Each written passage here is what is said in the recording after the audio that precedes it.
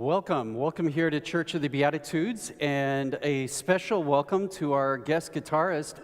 Howard is with us, and Howard's in the house, so glad you're here with us. And I just a tiny little offended that you didn't ask me to accompany you on my guitar. Yeah. So, and then also we have a special welcome to Cesar, who is going to be one of our music song leaders. And so welcome, and glad you're sharing with us. And then also, Cesar, you have a special guest here. Yeah, my wife is coming here today. Lorena, can you stand up, please? So anything that Cesar does well will praise you. And a special welcome to you also. And I love your short hair today. Oh, it's not all the way forward today. Yeah, there but it's beautiful. I like it the way you're wearing it so short. Thank you. I like your hair too. Yeah. It's nice. Yeah. Looks good. Now, some of you may have missed that, but she doesn't have short hair. But yet, were you offended when I said that I liked your short hair? Very. A lot of times we say things to people, or we do things, and people are offended. Sometimes people do things to us or say things to us, and we're offended. Well, today we are continuing our series on the 4 covenants. And the covenant we are looking at today is don't take anything personal. Don't take anything personal. So just like Ida truly was not offended, because she understands that her hair is not short. But for me, let's say I come from a culture where everyone's hair is down to here, then hers would be short. So it's all a matter of perspective. And that's what we're focusing on today, is that second covenant, don't take anything personal. And talking about not taking anything personal, I'm not going to do any more announcements. Yes, so we are going to start transitioning and to kind of get a feel. So next Sunday, I will start coming up here solo. And I'll begin announcements and the introductions and all that wonderful stuff. Correct. And Tony will look along until his last day on the 4th. Correct. Which also brings me to an announcement from the board. They will be having a goodbye party reception for Tony on June the 4th. So we hope that you'll join us. It'll be in the chapel after service. Okay. So let's get to some announcements. And Yes. Announcements are going to look a little different this month because it's volunteer appreciation. So we're going to highlight a ministry every Sunday. So this Sunday is Family Promise. And Family Promise is very special to Beatitudes. Chris Nyman leads Family Promise, and she does a wonderful job in doing it. It's a very busy, very time-consuming job, but she does it with a smile, and her heart is always open. But there are a lot of people that help her do that as well. So really quick about what Family Promise is. It's a national organization that was brought to Beatitudes by Mickey Hannenkrant. And this organization, Family Promise, serves homeless families with children and their pets. So if you've ever heard us talk about it, it's when they come and stay the night. We have overnight hosts. We feed the families, help them throughout their stay, and then they move along. So today, if you ever volunteered with Family Promise, we would like for you to stand so that we can acknowledge you. Wow. It's a lot of our congregation. Wow. Yeah. Look at that. Yeah, it takes everyone here, so thank you. There are a couple of people that we would like to highlight. Susan Torres, if you are here, will you please come forward? Susan has been helping with Family Promise since she came to our church. She is a jack of all trades. She's willing and looks forward to helping anything with Family Promise. She helps with setup, takedown, dinners, hosting, overnighting, and cleanup. And she plans amazing activities for the children. The children are always eager to spend time with her. Thank you so much, Susan. And we have a small token of gratitude for you. So the theme is you make a world of a difference. So we purchased a little card with a little keychain of a world. So just a small token appreciation, of course, of all your time and everything. So thank you so much, Susan.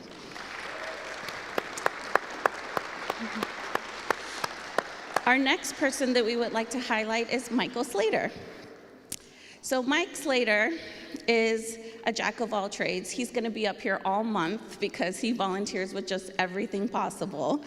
But at Family Promise, Michael is always willing to help whatever is asked of him. He single-handedly put 4 large tents together this hosting week and took them down the next Sunday morning. He was with us every night, hosting 2 nights of overnighting. He also took responsibilities for cleaning up the kitchen nightly and blowing up any extra air mattresses. Blessing all around with Michael. So thank you so much, Michael. We appreciate all of your hard work. Thank you. And last but not least, Chris, if you'll please come up.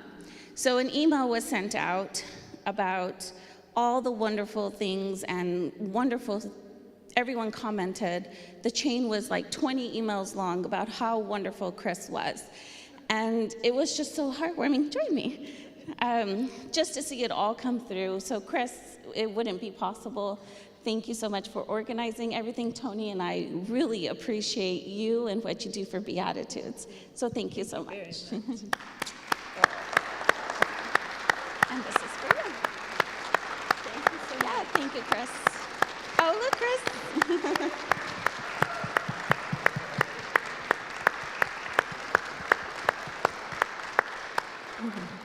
And thank you to all the volunteers, and thank you for coming to service today. This year, your tax money is going to be used to support Christian private schools. There's an estimate that we will spend $350 million this year alone in supporting private schools, and the majority of them are religious schools. How did this happen? Is it a positive? Is it a negative? That's the discussion we're going to be having today at Ruminate. Ruminate is a group of our church members and visitors who get together and talk about different subjects that are applicable and actually make a difference in how we continue to live our lives, especially within the Phoenix area. So if that's something you would like to participate in, right after service, you can walk out these glass doors, look across the lawn, and you'll see a white door. There may be a cow on it, and if there's a cow on it, you need to go either way. Doesn't matter, cow or no cow. Go through that white door, first door to your left, go there, and we will be having Ruminate. It starts usually at about 11:40, 11:45. So that's something that I'm excited to be a part of. So today we are focusing on a wide variety of themes. But one that continually comes to my mind is the division that we continually see in our society. And I think it is important that we use worship as an opportunity to remind ourselves that we are one. As a species, as human beings, we are all alike. Despite our differences, ultimately, we are all alike. And I think these gathering words, this gathering prayer, captures the essence of that. So please join with me as we say together this gathering prayer. Divine creativity, ground and source of all being, Look upon our planet Earth divided. Help us to know that we are all one species, that all nations belong to one great family, and all of our religions lead to you. Multiply our prayers in every land until the whole earth becomes united in love and compassion. Sustain our vision of a peaceful future and give us strength to work unceasingly to make that vision real. Amen. Lauren. Yes. Today we are also in this first song celebrating Cinco de Mayo. Cinco de Mayo. Yes. And we are going to be singing De Colores, which is a beautiful Spanish folk song. And as Tony has said, Cesar is going to be our song leader. He's going to sing not only one verse in Spanish, but 2 verses in Spanish. And then we can all sing it in English. And it is a song about all the colors of the rainbow and all the colors of the flowers and all the colors of people too. And we have Michael on tambourine, and Ida on maracas, and Howard on guitar, and me leading all of you. And my beautiful song leaders are going to be passing out tambourines with streamers, colored streamers, and scarves of different colors, and jingle bells with colors, and we're going to have a good old time, okay? Sound like a plan? So everybody, please rise if you are willing and able, and join us in the festivities of De Colores.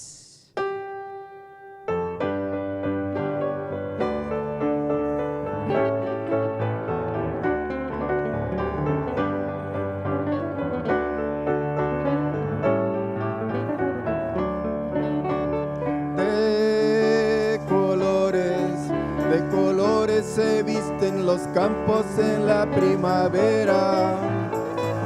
De colores son los pajarillos que vienen de fuera. De colores es el arco iris que vemos lucir. Y por eso los grandes amores de muchos colores me gustan a mí. Y por eso los grandes amores de muchos colores me gustan a mí. De colores brillantes y finos se viste la aurora. De colores son los 1000 reflejos que el sol atesora. De colores se viste el diamante que vemos lucir. Y por eso los grandes amores de muchos colores me gustan a mí. Y por eso los grandes amores de muchos colores me gustan a mí. Everyone, all the colors. All the colors. Yes, the colors we see in the springtime with all of its flowers. All the colors. When the sunlight shines out through the rift in the cloud and the showers. All of the colors. As a rainbow appears when the storm catches under the sun. All the colors are bound for the whole world and for everyone under the sun. All the colors are bound for the whole world and for everyone under the sun. All the colors. All of the colors. Yes, the colors of people parading their God banners. All of the colors. Yes, the colors of pennants and streamers and plumes and bandanas. All of the colors. Yes, the colors of people now taking their place in the sun. All the colors are bound for the whole world around and for everyone under the sun. All the colors are bound for the whole world around and for everyone under the sun. All the colors. All the colors. Yes, the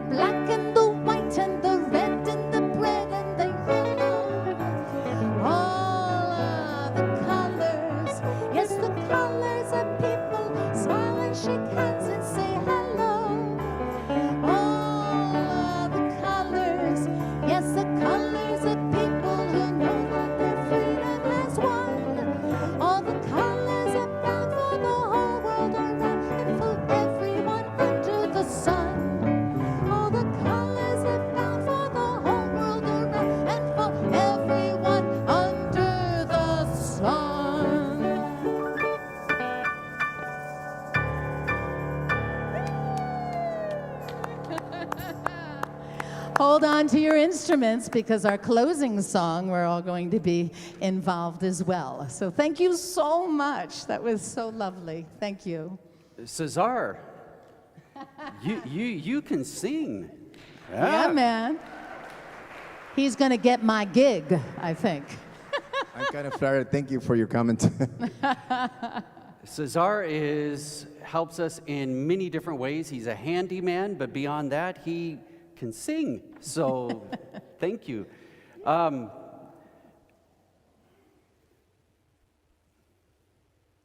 just want to do this. One of the things I noticed in the song was this sense of unity, that we all belong to one another. And I think this is a great opportunity for us to recognize that among each other. And so I am going to invite you, to the degree that you are comfortable, that's important to hear, to the degree that you are comfortable, to turn to someone that you do not know and just say one word to them. Hello. All right?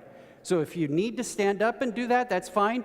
If you want to remain seated and not participate, that's fine. But to the degree you're comfortable, say hello to someone. Wave your hand, say hello to someone.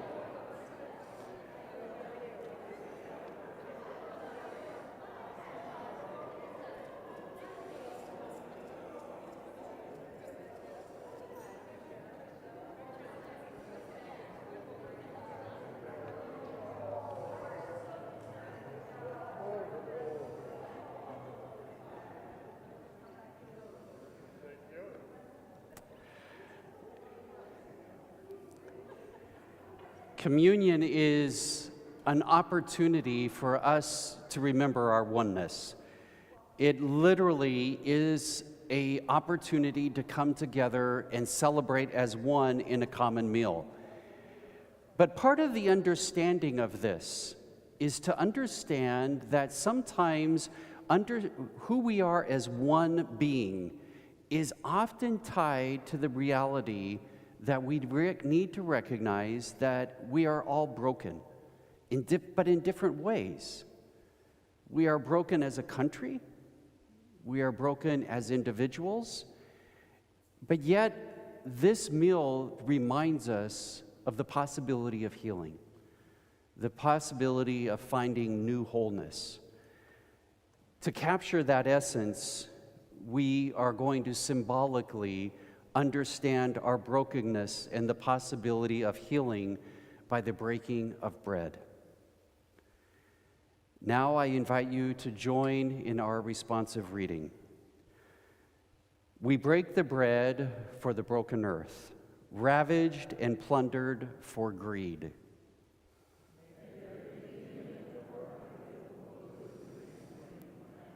We break this bread for our broken humanity, for the powerful and the powerless, trapped by exploitation and oppression.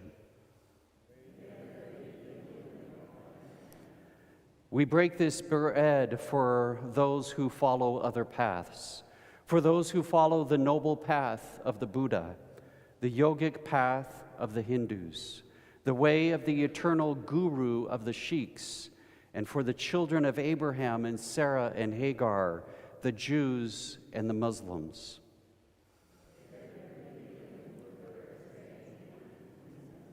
We break this bread for the unhealed hurts and wounds that lie within us all. One of the ways of finding wholeness within oneself is partaking of a beverage. It provides that liquid that we need for our bodies to function at their full capacity. And so to symbolize the wholeness that we can experience in life, we lift this cup. Please join with me in this responsive reading. This is the cup of peace and of new life for all, a sign of love for the community of hope.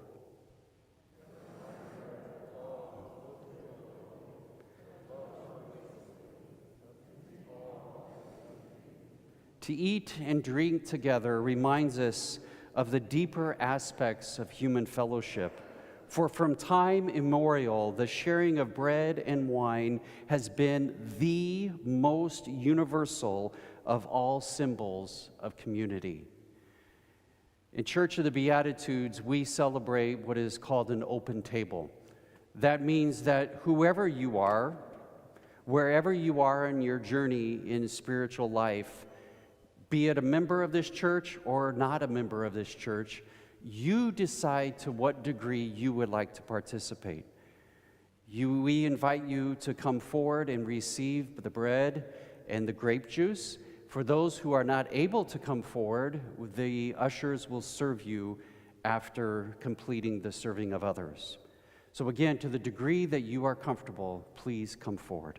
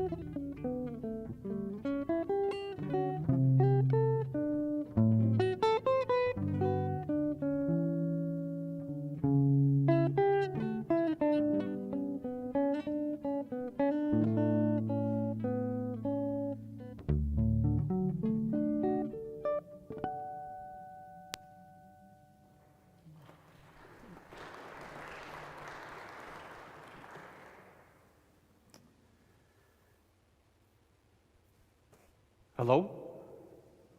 Hello? Hey, Charlie, it's Tony. Hey, what are you doing this evening? You got any big plans? I was thinking about going to a movie. Would you like to go with me? You what? Oh, you got to work late. Oh. Well, maybe I'll get you next time, Charlie. Take care. Later on, I find myself looking at my cell phone, strolling through social media, and then all of a sudden, look at that. There's Charlie. And Charlie's not at work. Looks like he's at a restaurant with a bunch of friends having a good time. How dare he? I mean, he lied to me. He must not value my friendship. He would rather be with other people than be with me. So, goodbye, Charlie. Imagine another scenario. You've been working for weeks on this project at work. Weeks. You've been putting in overtime, not writing it down, not claiming it, but you've been working and working hard to get this project done. And it's finally finished. And you walk in and you share it with your boss and other upper level managements. And all they do is pick at it and pick at it and pick at it. They continually tell you everything you've done wrong. Not one of them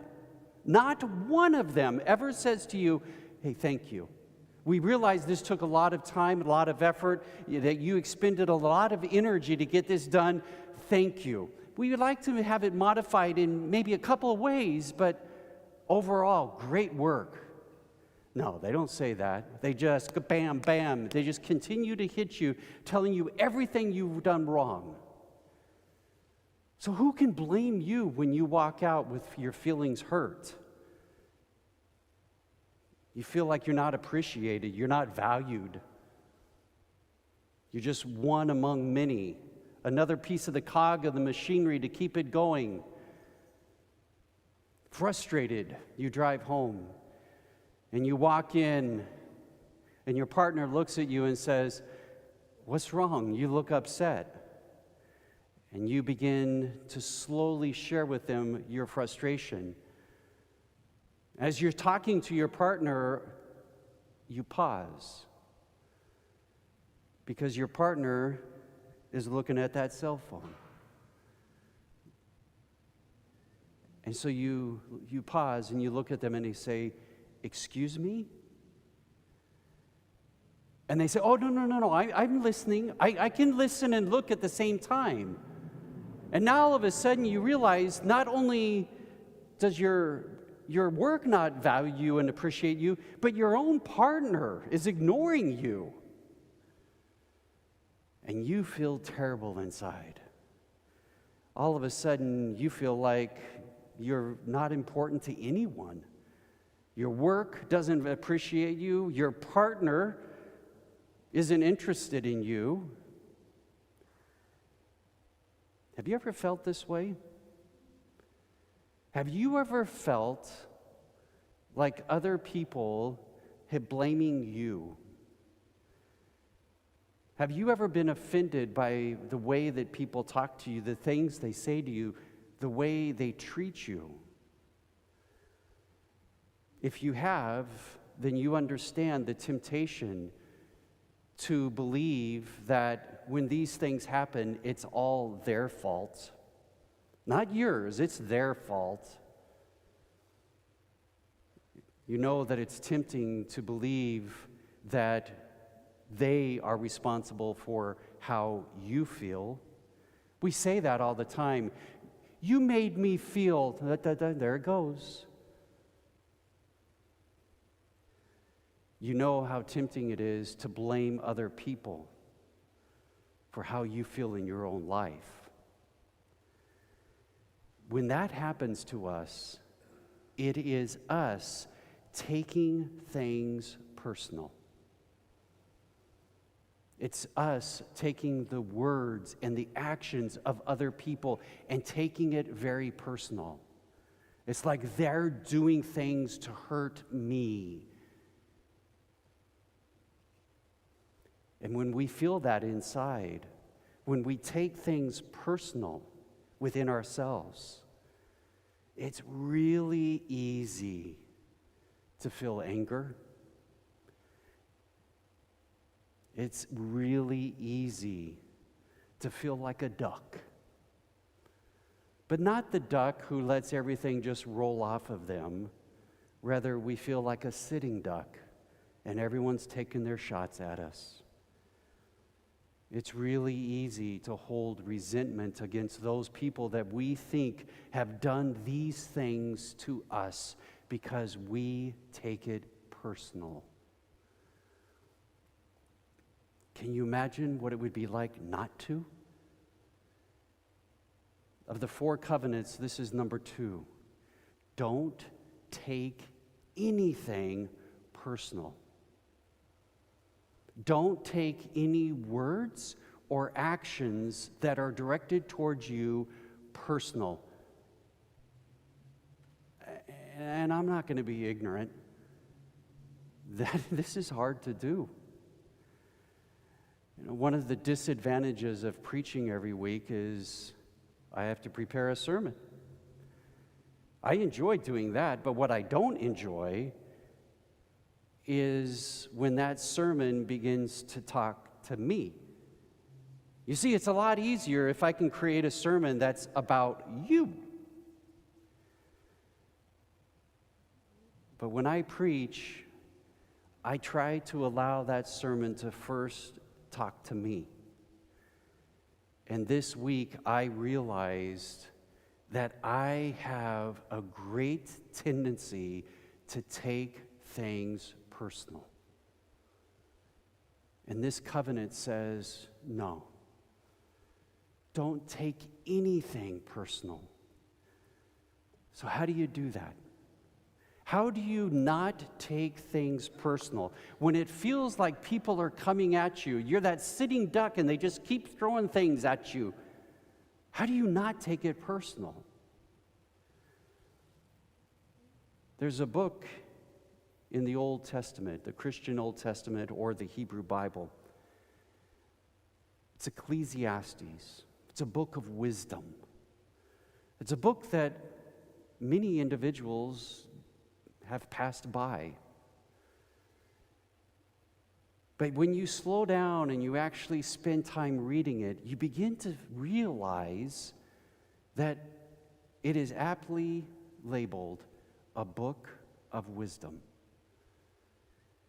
And I believe in Ecclesiastes chapter 7, verse 21, it gives us a clue in how we can stop taking things so personal. It says the following: do not pay attention to everything people say.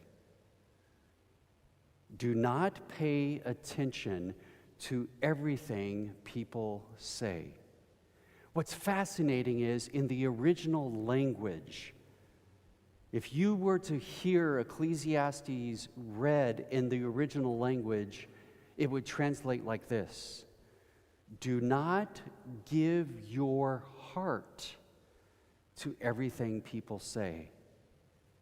Do not give your heart. Do not give yourself to everything people say.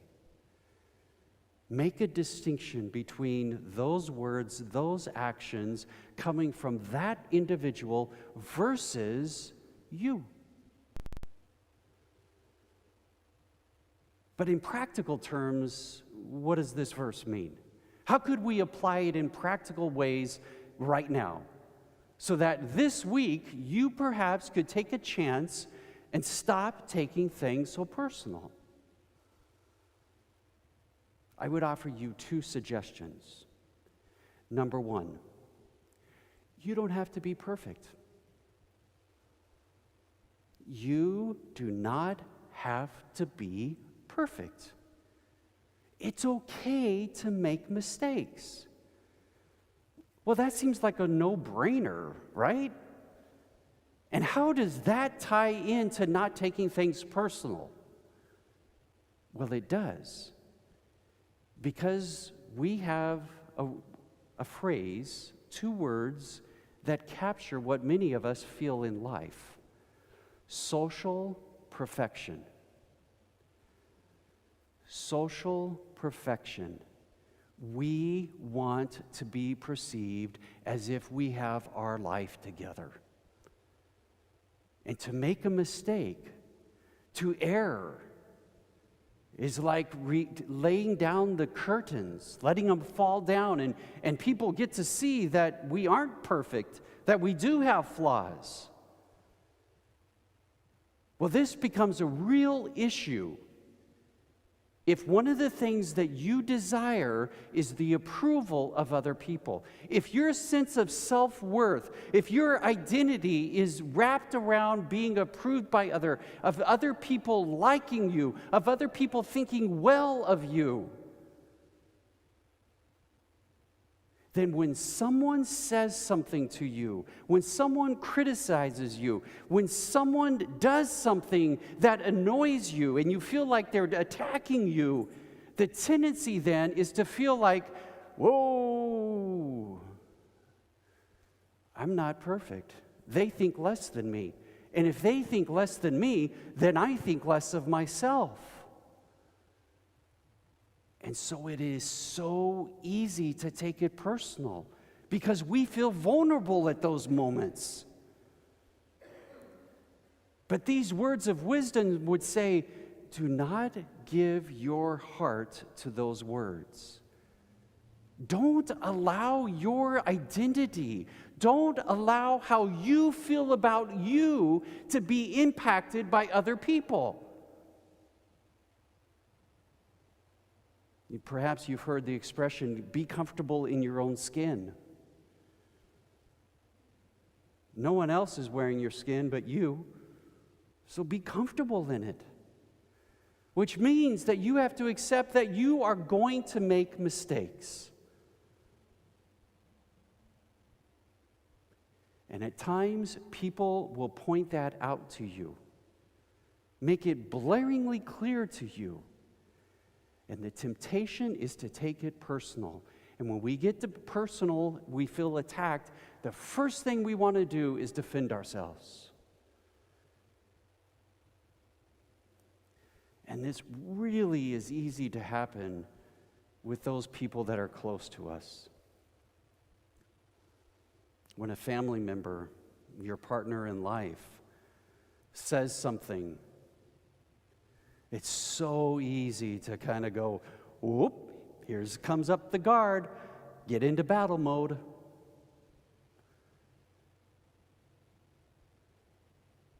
But if we understand that we all make mistakes, we all have errors, we all have flaws, then instead of feeling attacked, I can actually distance myself and actually hear the words and ask myself, is this true? Is the criticism I'm receiving right now, is it true? Now, I'm not asking, notice this, I'm not asking if they are telling the truth. What I'm asking is myself, is this true? And I'm the one who has to decide if that criticism is legitimate. So number one, don't expect or ask yourself to be perfect. You don't have to be. Just be you. The second suggestion is understand that you are unique. Look around the room real quick. Just glance around. Every single person you see is unique. Just like I'm unique. And out of our uniqueness is shaped how we see reality. Each of us have our own worldview, how we look at life. And that worldview has been shaped by experiences we've had, by trauma that we've gone through, by our education, by our family, by our friends. All of that shapes our worldview, how we see things in life. It's like wearing glasses or contacts. Without them, you see one point of view. With them, you see another. Each of us see things differently. And so when someone says something to you, that's their point of view shaped by their worldview. Therefore, what they are saying is more about an insight into their life than it is your life. You see, if we take it personally, we assume that they have the same worldview that I do. But that doesn't exist. And because of that, what they say, what they do, is insight into their life, not you. That's why this second covenant says, do not take things personally. Or like this wise person said, do not give your heart to the words of other people. It's not easy. This last week, I have made an intentional effort to not use the phrase, well, you made me feel. As soon as I say that, I'm taking it personal. So I've tried not to say it this week. And if I can learn not to take it personal, if you can learn not to take things personal, it can transform how you feel inside. All of a sudden, you begin to see people with more empathy. Let me quickly tell you an example of this.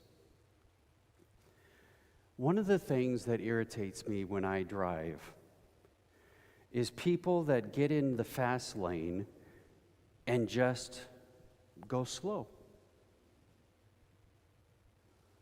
I mean, one of the things I've learned being here in Phoenix, if the speed limit says 55, you better be going 70. And if it says 65, you better be going 80. Well, there are people that go into that fast lane, and if the speed limit's 55, well, they're going to live on the edge and go 62.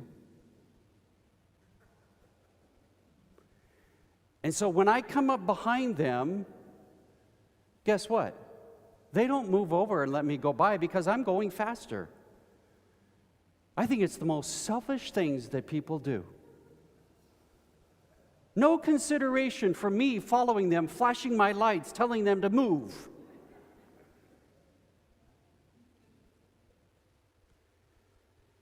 But that's my worldview.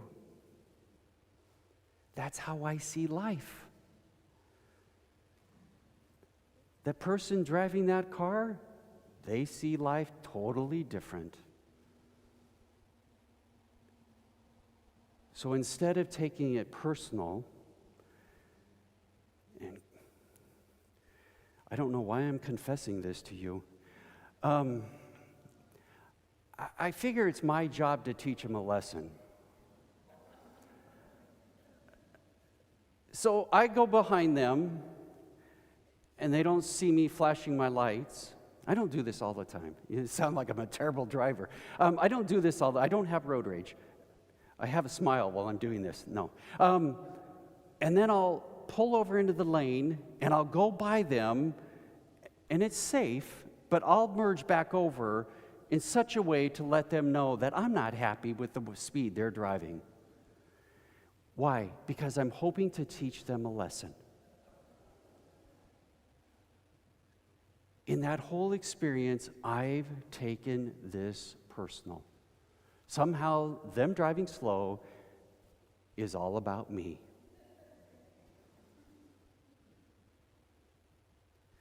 This covenant says, don't take things personal. Don't be the sitting duck. Be the duck that allows that just to roll right off of them. And when you do that, you will find a greater sense of peace inside yourself. You know, whoever wrote these words of wisdom thousands of years ago, they understood. They understood that we can live life at a higher and a more enjoyable level if we can realize the world isn't all about Tony. It's not all about you.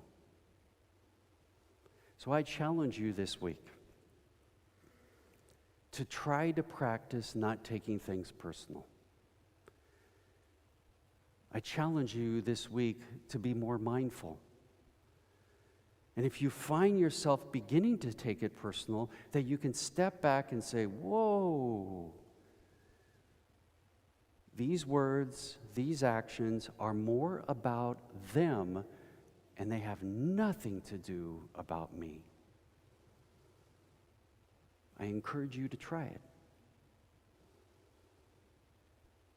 Perhaps Jesus understood the quality of life that we were meant to live when he says to us, I came that you may have peace and you may have it abundantly.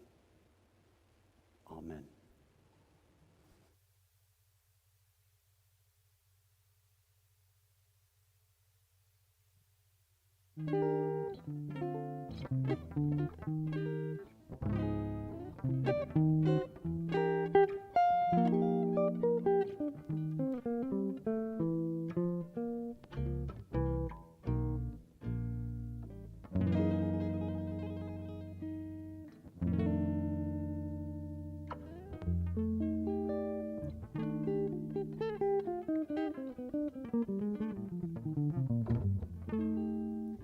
Lord, dear Lord above, God Almighty, God of love, please look down and see my people through.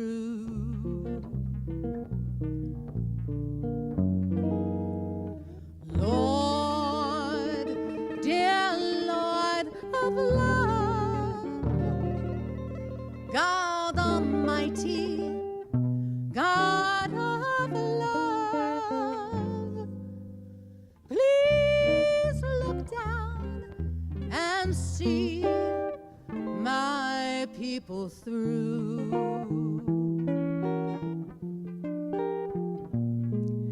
I believe the sun and moon will shine up in the sky when the day is gray. I know that it's just clouds passing by.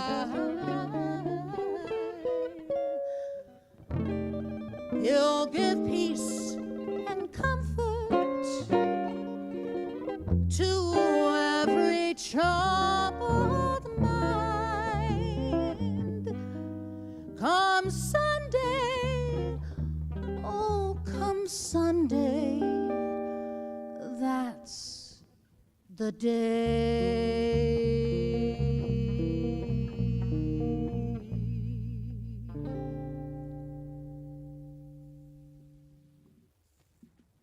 Thank you.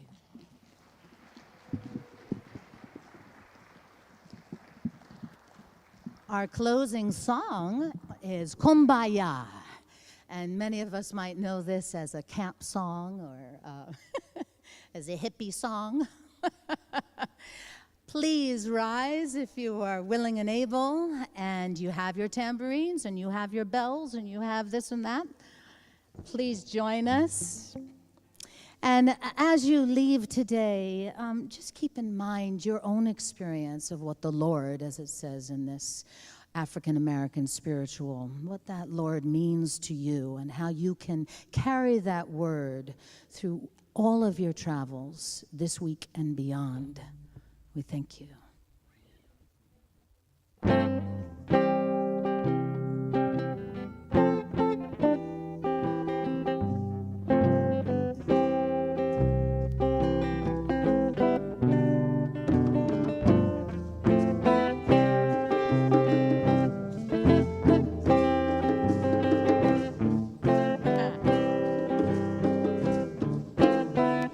Everyone, kumbaya, my Lord, kumbaya,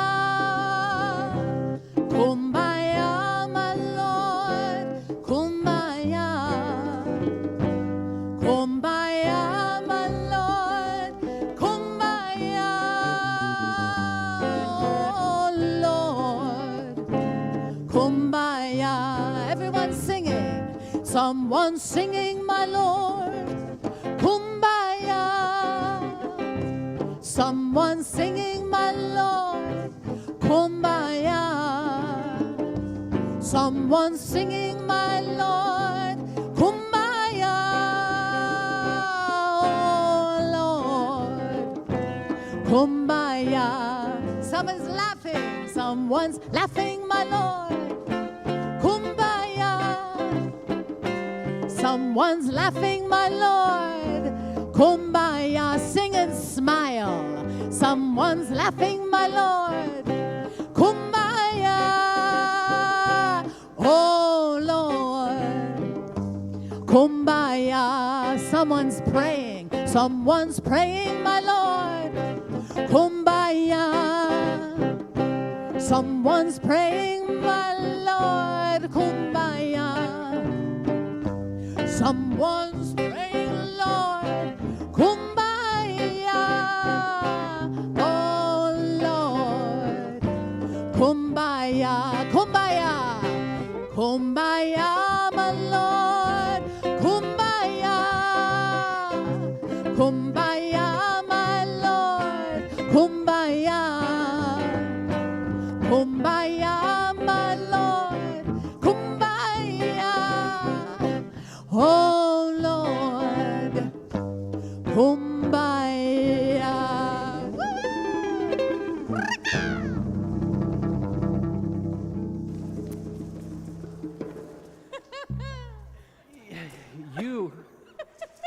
You are inspiring. Oh, I'm happy. And one of the ways that I think, one of the ways that you just inspired me is our parting words. We're not going to do those on the screen. We're not going to do them. Instead, I think we need to go back to what you just said. Kumbaya, come by here.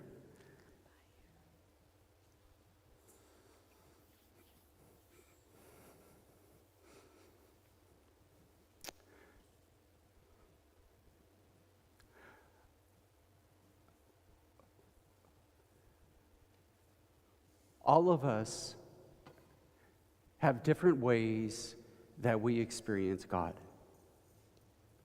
There's not one right way. But however you experience that, and you may see God as a being that is active and involved in your life, or you may see God as an energy force, whatever it is, it's got to make a difference.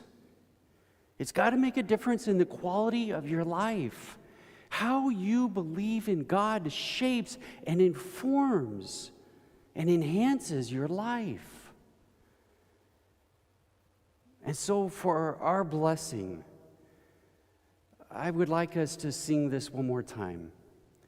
And start us off with the guitar, and then at some point towards the beginning, just kind of quietly blend off. And then we're going to allow Lauren to lead us a cappella. And really allow those words to speak to you. Come by me, my Lord. Come by me.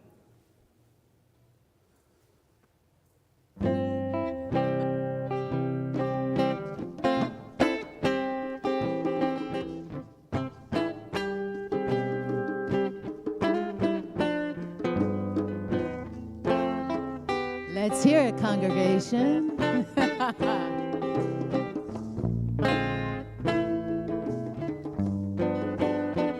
Everyone. Kumbaya, my Lord. Kumbaya. Kumbaya, my Lord. Kumbaya. Kumbaya, my Lord. Kumbaya. Oh Lord. Kumbaya. Kumbaya, my Lord. Kumbaya. Kumbaya, my Lord. Kumbaya. Kumbaya, my Lord. Kumbaya. Oh Lord. Kumbaya.